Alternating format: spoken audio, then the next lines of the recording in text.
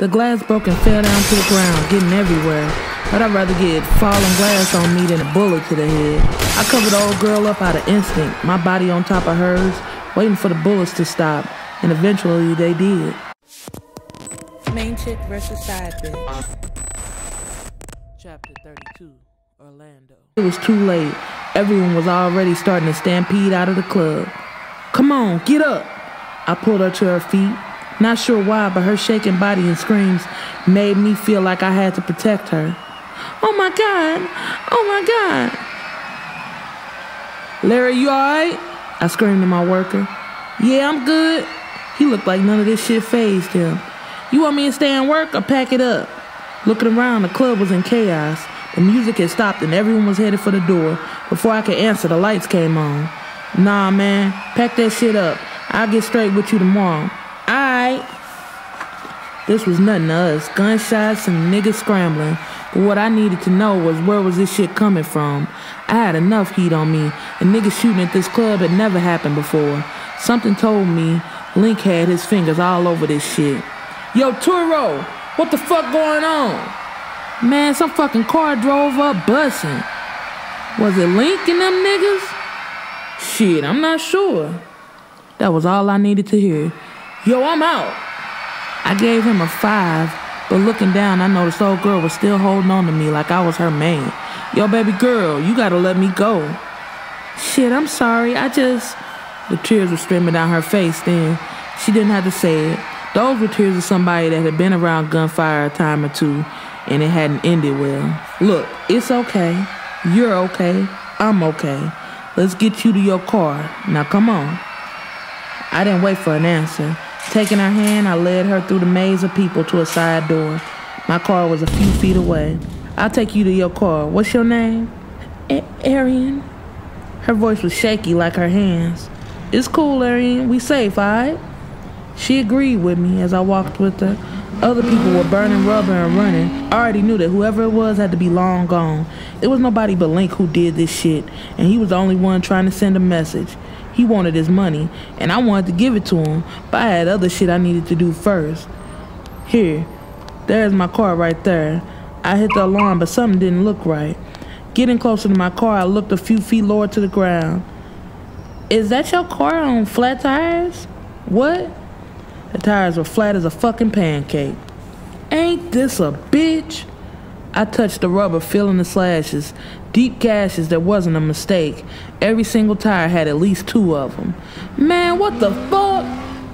I looked around, my pistol getting hot on my waist. I wanted to pull it out and bust a few shots on my own, but that wouldn't have helped shit. My car is right over there. Nah, I'm just gonna call a tow. Just as I said it, thunder hit the sky. She jumped like more gunshots, but quickly the thunder was followed by a few sprinkles. But that would only mean it would be hours before the tow truck got here. Shit, it's raining. Like I said, my car is over there. Come on. She pulled me, her hand in mine like I was her man again. But I followed, damn near running to her car.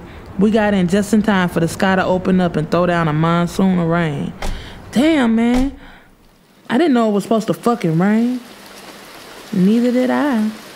She looked cute in the dim light of the car. I expected to see makeup pouring down her face or weave tracks slipping down out of her hair. But she looked all natural. Wiping her face with a napkin, I didn't see any color.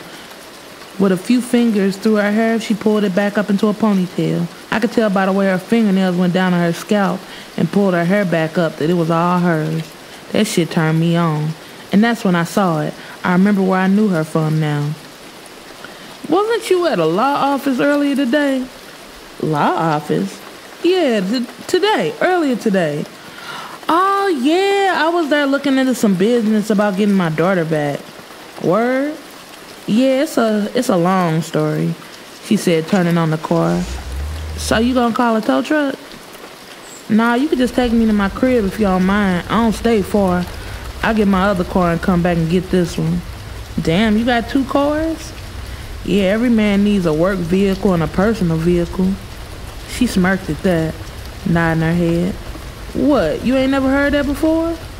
Nah, well, maybe I haven't heard that before. I wanted to laugh at her ass, but a part of me was still pissed about my ride.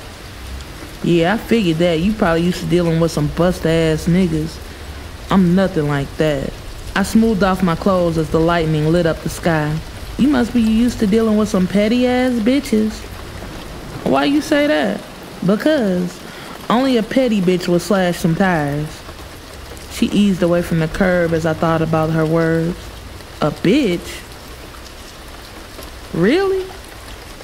Yeah, think about it. If you had some beef with somebody, why would they slash your tires like a punk? That's something a bitch would do. That made sense. Checking my phone, there was no missed calls from Link, but it was at least 10 calls from Don. So, where am I going? I told her to make a few turns and where we were going. Yo, I didn't get to ask you your name. She smiled at that, and I could see the white of her teeth in the dark. It's Arian, remember? You already asked me. Oh, yeah, that's right. Damn, my bad. Yeah, I know you probably come into contact with a lot of bitches, but I'm different. You remember that. I laughed. She had a lot of mouth.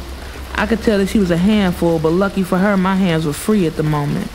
I watched her drive, listened to the rain beat against her car, and I knew it right then.